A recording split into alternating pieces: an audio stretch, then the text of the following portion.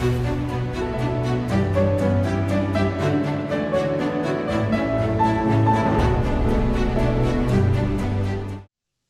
puji Tuhan.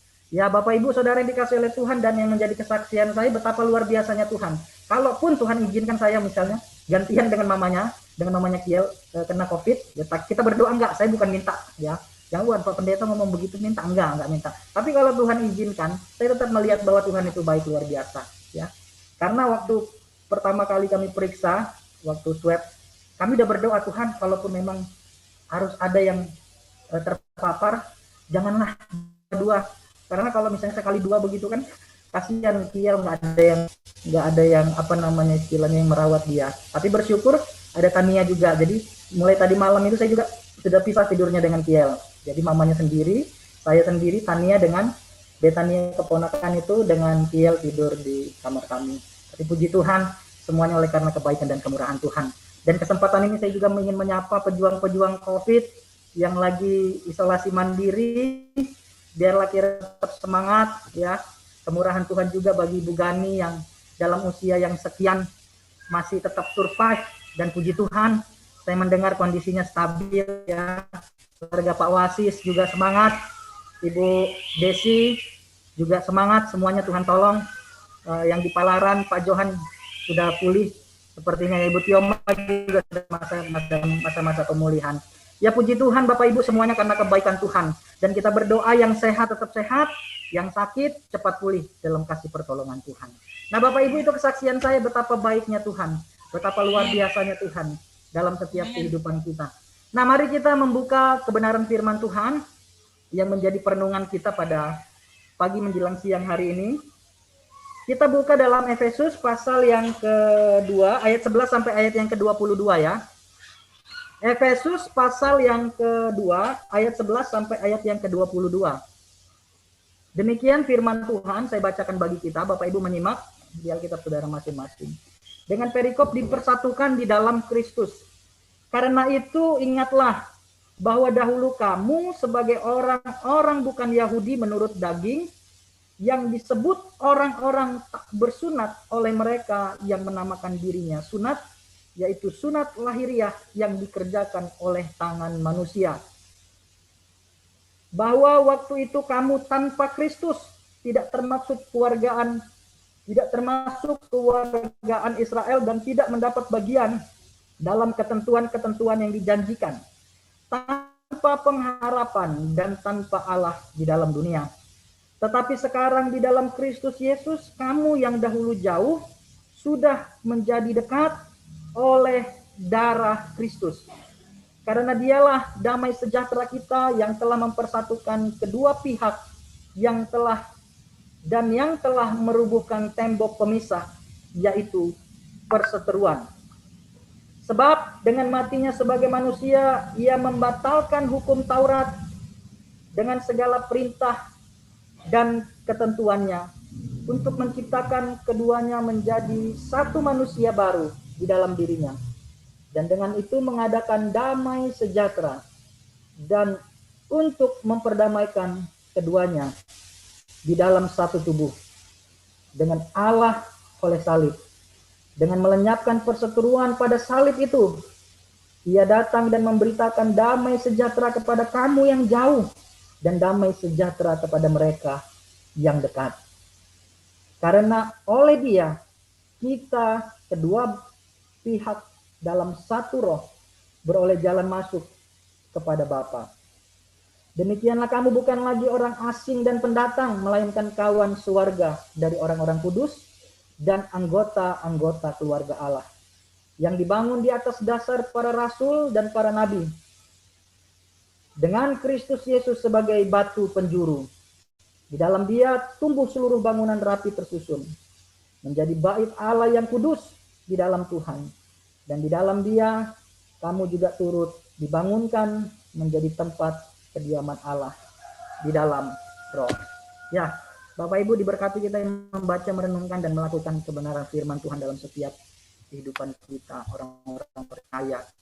Ya, tema kita hari ini adalah dipersatukan di dalam Kristus. Ya, kalau kita melihat konteks yang kita baca tadi adalah surat Paulus yang ditujukan kepada jemaat yang ada di Efesus.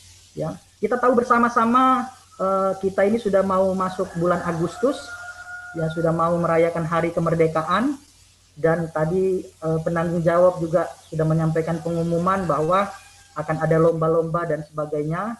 Ya, kiranya Bapak Ibu dan seluruh keluarga-keluarga juga berpartisipasi dalam hal ini. Jadi sekalipun kita masih dalam kondisi ibadah secara online, tetapi kegiatan kita tetap dapat kita langsungkan sebagai bentuk syukur kita di hari kemerdekaan Indonesia ini. Ya, Bapak Ibu Saudara yang dikasihi oleh Tuhan, kita tahu bersama-sama slogan atau semboyan dari negara kita, bangsa Indonesia ini, yaitu Bhinneka Tunggal Ika, ya, yang punya arti berbeda-beda tetapi tetap satu, ya, unity and diversity, ya, berbeda-beda tetapi tetap satu. Artinya sekalipun ada perbedaan-perbedaan, dikatakan kita tetap satu di dalam satu bangsa dan satu negara. Ini punya sebuah nilai yang luhur. Ini punya sebuah nilai yang value yang sangat tinggi, ya, nilainya sangat tinggi. Tetapi kalau kita melihat kenyataan di tengah-tengah bangsa kita Indonesia, ya, sepertinya hari-hari ini hal itu merupakan satu hal yang jauh daripada kata sempurna, ya. Artinya kalau tahu apa yang terjadi dengan semboyan itu agak sedikit berbeda, ya, karena sepertinya di tengah-tengah bangsa kita ini masih belum terjadi sebuah kesatuan dan persatuan yang ada, ya. Itu kalau kita berbicara ruang lingkup yang lebih luas dari bangsa dan negara. Tapi kalau kita berbicara lagi ke ruang lingkup yang lebih kecil, misalnya dalam sebuah persekutuan, dalam sebuah komunitas seperti yang ada di tengah-tengah kehidupan kita bergereja dalam jemaat Nehemia Samarinda, ya, kita juga bisa melihat bahwa kita terdiri dari berbagai-bagai macam, ya, latar belakang, kita terdiri dari berbagai macam suku bangsa, ya, dan kita punya kerinduan supaya kita juga dapat dipersatukan di dalam Kristus. Tetapi pada kenyataannya ini bukan sesuatu yang mudah, saudara. Ada banyak hal yang bisa membuat menjadi pecah, ada banyak buat kita tercerai-berai, ya, karena banyak faktor. Tetapi hari ini kita belajar, ya. Hari ini kita belajar dari jemaat yang ada di Efesus.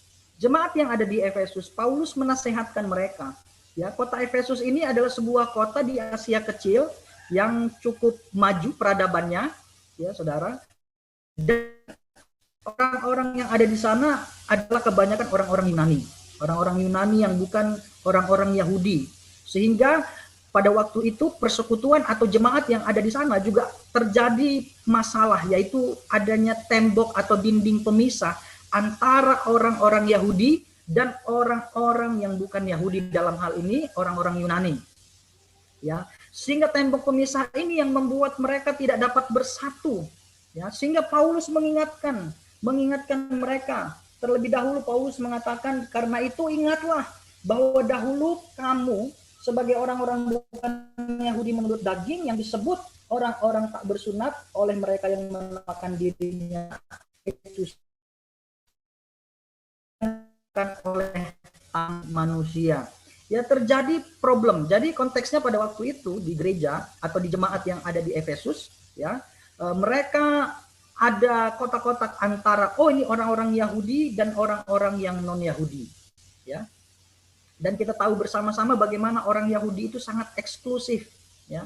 Bapak Ibu Saudara yang dikasihi oleh Tuhan, ini yang yang kita bisa lihat dari kehidupan orang Yahudi, betapa mereka memiliki sikap hidup yang eksklusif. Mereka berpikir bahwa mereka adalah satu-satunya bangsa yang dikenan oleh Tuhan yang akan mendapat keselamatan. Bangsa-bangsa di luar Yahudi, kalau mereka tidak mau ibaratnya menjadi bagian dari kehidupan atau peradaban atau adat istiadat orang Yahudi, ya, mereka tidak dapat menerima keselamatan. Jadi selain daripada beriman kepada Tuhan Yesus, mereka juga harus melakukan adat istiadat orang Yahudi supaya mereka beroleh keselamatan. Tetapi Paulus menegur mereka, ya. Paulus menyampaikan bahwa di dalam Kristus kita sudah dipersatukan, ya. Apa yang disebut mereka sebagai sunat secara lahiriah itu bukan yang utama, ya kan. Paulus mengingatkan sebagai orang-orang bukan Yahudi menurut daging, yang disebut orang-orang tak bersunat oleh mereka yang menamakan dirinya sunat, yaitu sunat lahiriah yang dikerjakan oleh tangan manusia. Kita bisa melihat orang-orang Yahudi, Bapak Ibu, sangat memegang prinsip dalam adat istiadat, supaya kalau kita bisa melihat dalam kehidupan mereka orang-orang Yahudi, mereka sangat pada adat istiadat yang membuat mereka itu justru lupa tentang hakikat sebagai seorang orang percaya yang sesungguhnya. Sehingga tembok pemisah inilah yang menjadi penghalang antara kehidupan orang Yahudi dan bukan orang non-Yahudi. Ya, bahkan kalau kita bisa melihat orang-orang Yahudi itu sebelum mereka belum benar-benar menerima Tuhan Yesus Kristus dan belum sungguh-sungguh hidup dalam iman percaya kepada Tuhan Yesus Kristus, sebagian besar mereka mengatakan bahwa orang yang di luar orang Yahudi itu adalah orang-orang kafir, ya.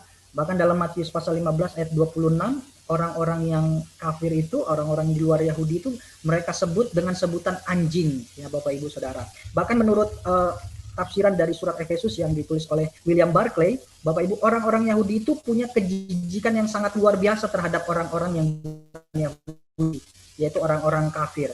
Mereka sangat tidak suka, ya.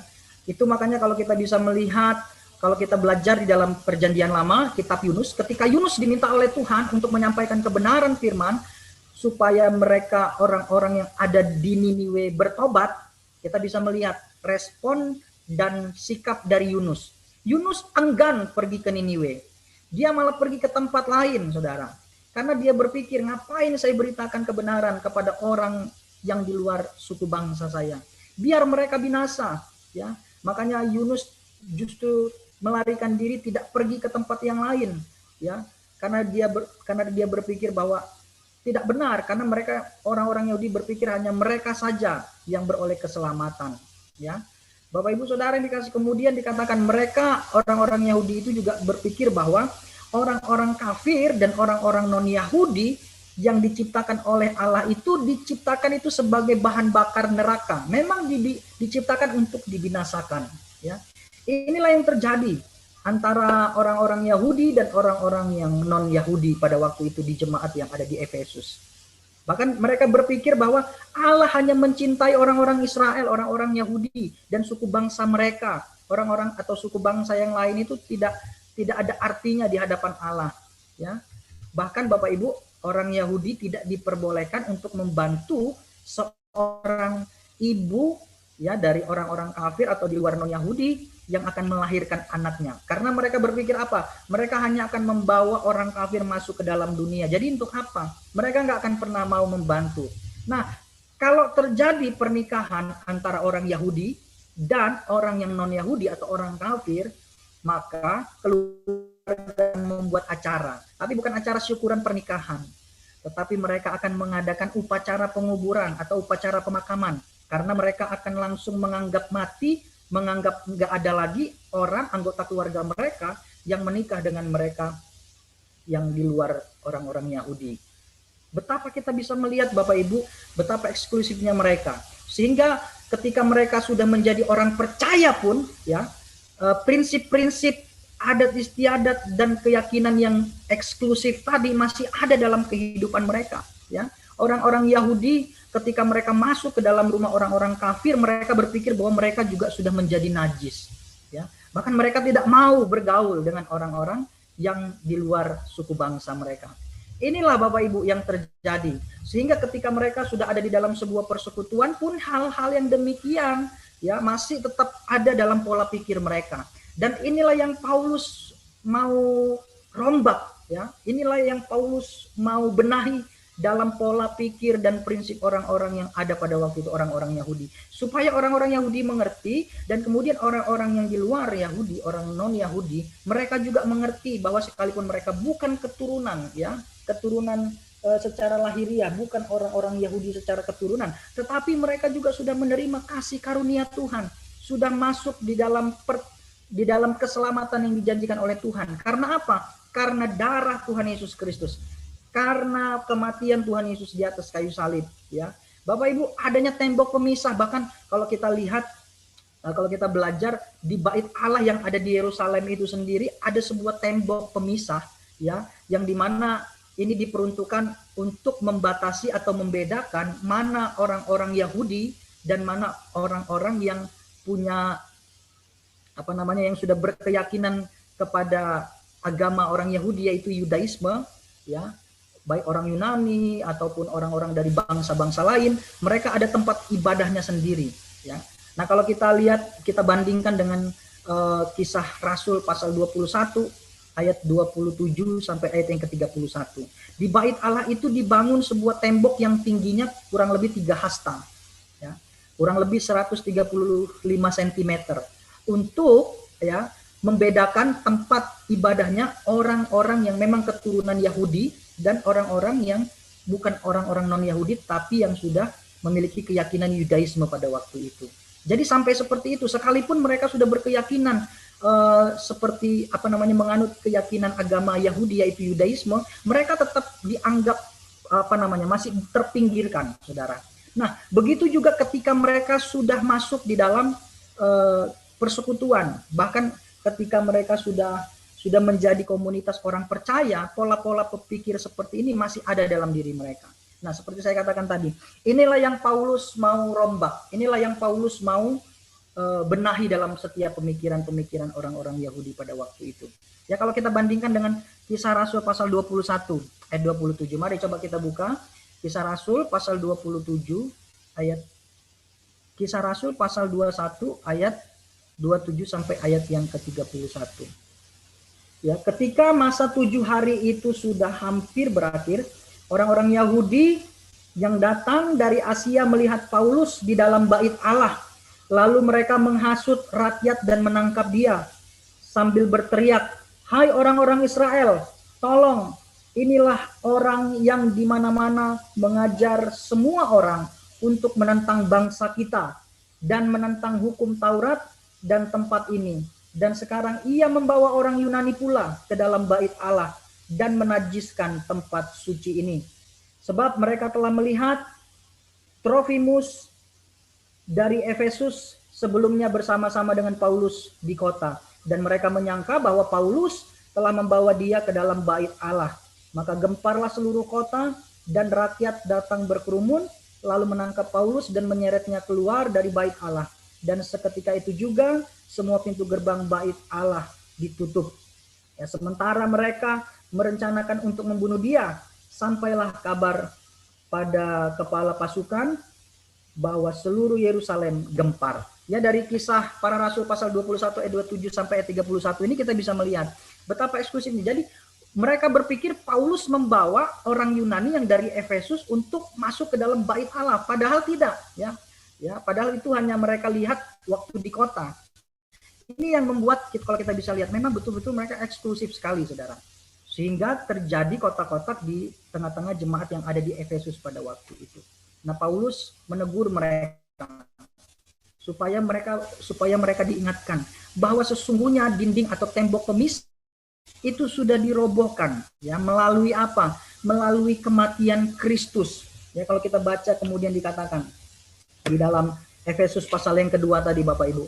Kita kembali ke dalam kitab Efesus pasal yang kedua tadi, dikatakan di ayat yang berikutnya bahwa waktu itu kamu tanpa Kristus tidak termasuk kewargaan Israel dan tidak mendapat bagian dalam ketentuan-ketentuan yang dijanjikan, tanpa pengharapan dan tanpa Allah.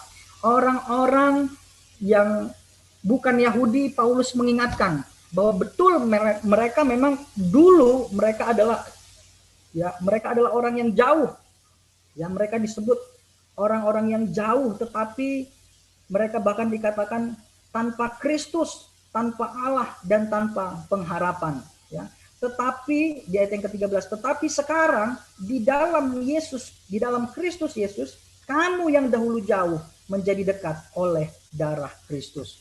Bapak Ibu Saudara yang dikasih oleh Tuhan, kita bisa melihat, ya, orang-orang yang non Yahudi pun mereka menerima anugerah keselamatan, termasuk kita, ya. Kita ini bukan Yahudi secara keturunan, kita ini bukan keturunan secara lahiriah dari bangsa Israel, tetapi saya dan saudara juga menerima anugerah hidup yang kekal. Oleh karena apa? Oleh karena pengorbanan Tuhan Yesus.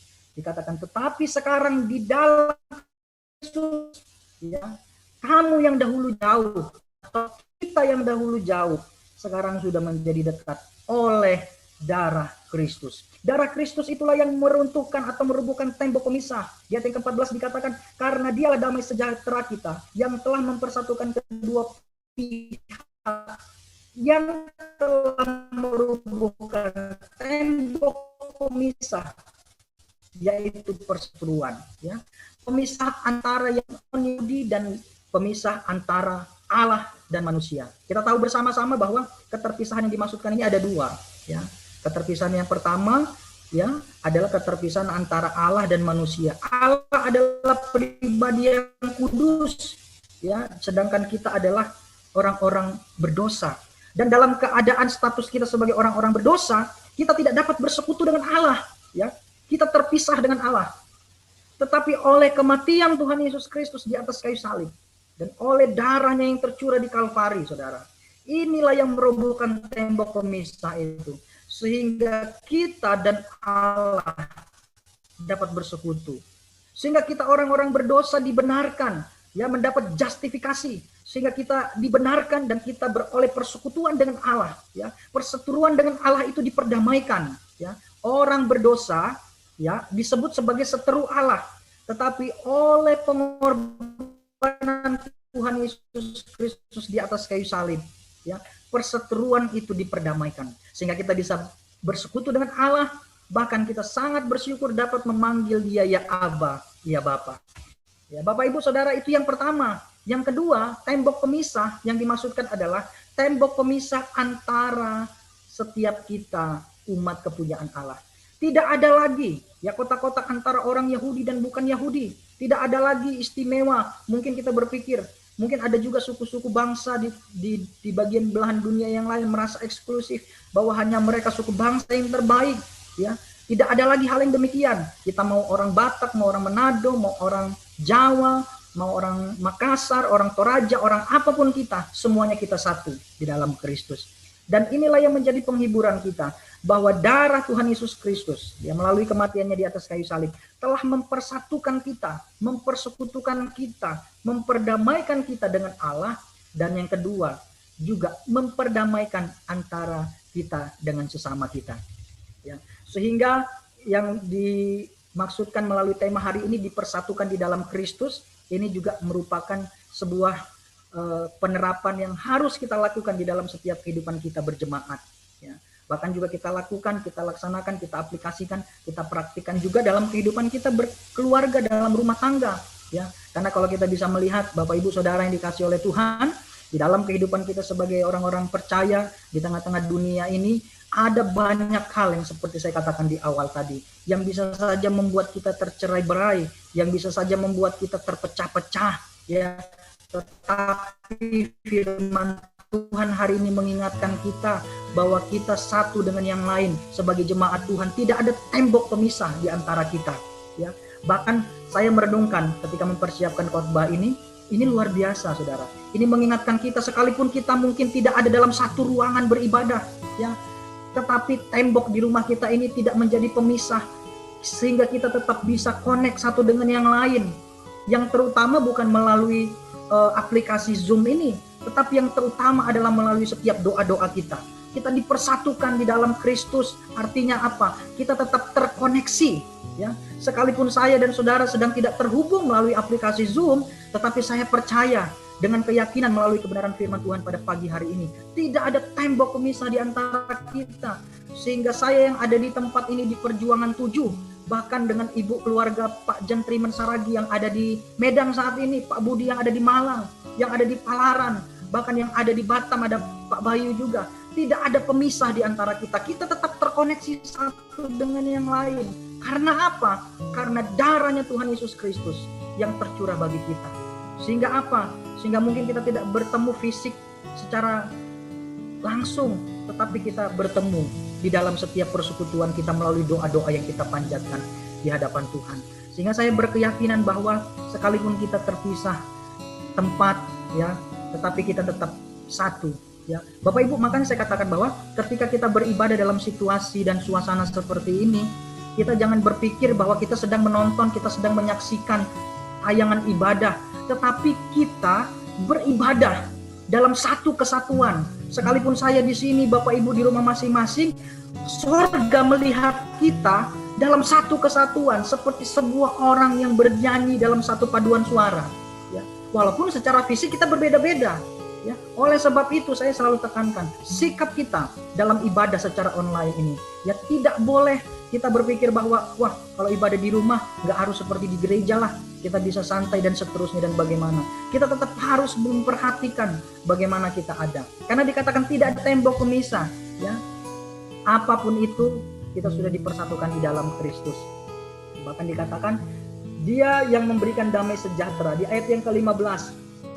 Sebab dengan matinya sebagai manusia, ia telah membatalkan hukum Taurat dengan segala perintah dan ketentuannya untuk menciptakan keduanya menjadi satu manusia baru dalam dirinya, dan dengan itu mengadakan damai sejahtera, dan untuk memperdamaikan keduanya di dalam satu tubuh dan oleh dalam satu tubuh dengan Allah oleh salib, ya, dengan melenyapkan perseteruan pada salib itu.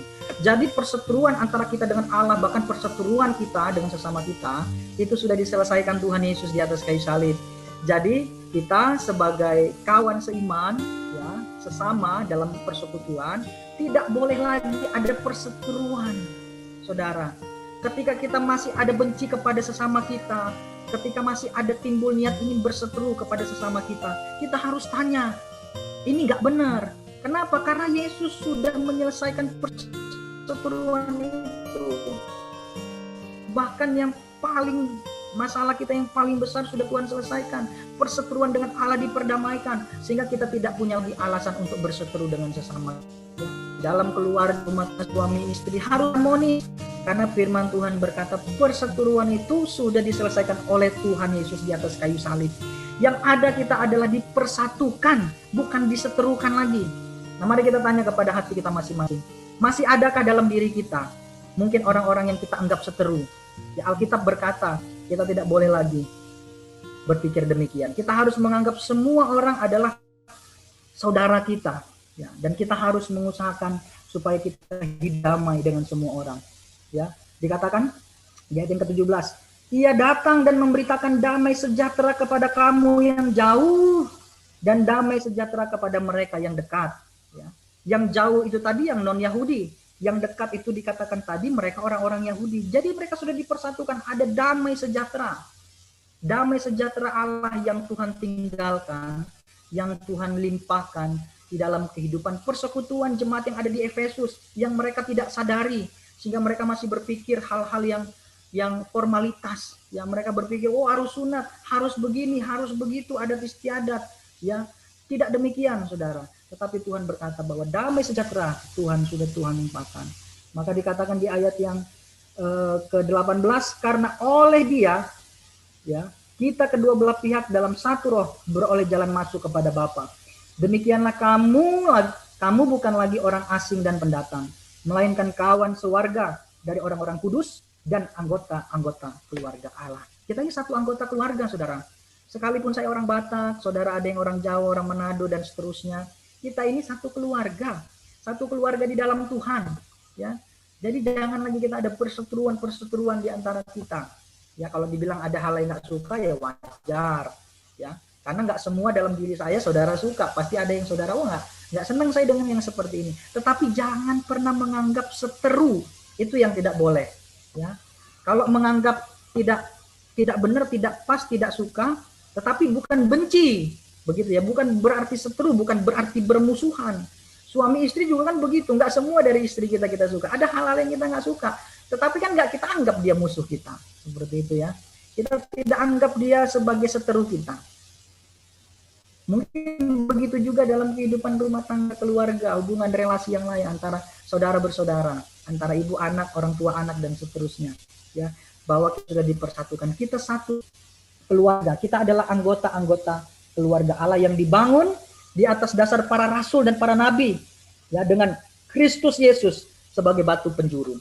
Ya, Yesus sebagai batu penjuru, ya, sebagai dasar, sebagai fondasi, Kita adalah, ya dikatakan di bagian selanjutnya, di dalam Dia tumbuh seluruh bangunan rapi tersusun menjadi bait Allah yang kudus di dalam Tuhan. Ya, di dalam Dia kamu juga turut dibangunkan menjadi tempat kediaman Allah di dalam Roh. Jadi semua kita masing-masing, semua kita berharga di mata Tuhan. Semua kita punya porsi dalam persekutuan ini. Ya, semua kita ya punya andil, ya berkenan di hadapan Tuhan, sehingga kita rapi tersusun ya menjadi sebuah bangunan ya di dalam Tuhan, bangunan yang kudus, ya bait Allah yang kudus di dalam Tuhan. Di dalam Dia kamu juga turut dibangunkan menjadi tempat kudus. Dan saya percaya sebagaimana nasihat Paulus, pesan Paulus kepada jemaat yang ada di Efesus, supaya mereka ada kesatuan hati. Ya, jangan lagi ada hal-hal yang formalitas, yang apa namanya, prinsip-prinsip adat istiadat yang membuat mereka tercerai-berai. Begitu juga pesan firman Tuhan kepada setiap kita, ya, supaya kita semakin bersatu. Ya, saya merenungkan justru melalui situasi-situasi sulit seperti ini, sekalipun kita terpisah, ya terpisah tempat, tetapi seperti saya katakan tadi, kita tetap dipersatukan di dalam setiap doa-doa kita. Tidak ada alasan untuk kita tidak bersekutu, saudara. Ya, tidak ada alasan untuk kita tidak saling mendoakan. Justru situasi seperti ini kita semakin saling dikuatkan. Ya, seperti saya katakan, kita justru harus semakin kompak dalam situasi sulit seperti ini. Kita saling mendoakan. Ada keluarga, rekan-rekan kita yang lain yang sedang mengalami masalah, kita doakan, kita saling mendoakan. Jangan kita lupa untuk berdoa, saling mendoakan, dan biar kiranya Tuhan yang menolong kita. Ya, mungkin Bapak Ibu juga berpikir kebenaran firman Tuhan hari ini juga tidak berbicara secara detail atau tidak berbicara secara penekanan tentang penghiburan bagi saya. Tidak, justru melalui kebenaran firman Tuhan ini juga kita beroleh berkat. Yang pertama saya katakan ya, yang pertama melalui kebenaran firman Tuhan hari ini kita ingat bahwa kita yang seteru Allah sudah diperdamaikan. Dan ini adalah masalah kita yang terbesar dalam kehidupan kita sebagai manusia berdosa. Dan masalah yang terbesar ini sudah Tuhan selesaikan. Dan saya percaya masalah yang lain yang sedang kita hadapi hari-hari ini adalah sesuatu yang tidak, apa istilahnya, bukan saya katakan remeh-temeh, tetapi saya percaya masalah yang terbesar yang kita hadapi sebagai manusia berdosa Tuhan sudah selesaikan. Apalagi hanya masalah sakit penyakit, apalagi hanya masalah ekonomi, apalagi hanya masalah dalam relasi kita, dalam keluarga, rumah tangga, atau apapun itu, saya percaya Tuhan juga akan menyelesaikannya dalam kehidupan kita. Artinya begini saudara, yang paling susah, yang paling sulit aja Tuhan sudah kerjakan bagi kita. Apalagi hanya masalah-masalah yang sepele bagi Tuhan. Ya, bagi kita mungkin itu persoalan yang besar, bagi kita itu mungkin sebuah pergumulan yang berat. Tetapi kita percaya di hadapan Tuhan yang sungguh maha besar, ya, itu tidak ada apa-apanya dan Tuhan pasti akan bekerja. Yang sakit Tuhan pasti pulihkan, Tuhan pasti sembuhkan. Luar biasa kemurahan Tuhan. Kemudian yang kedua, ya kita semakin diteguhkan lagi untuk kita semakin disatukan, semakin kompak, semakin dipersatukan di dalam Kristus. Melalui kematiannya, melalui darahnya yang tercurah, kita dipersatukan. Ya, biarlah kita terus saling mendoakan satu dengan yang lain, dan saya percaya berkat Tuhan semakin berlimpah. Sebagaimana yang pemazmur katakan, ketika ada kesatuan, ketika ada kerukunan, di sanalah Tuhan akan mencurahkan berkat-berkatnya. Kiranya Tuhan Yesus memberkati.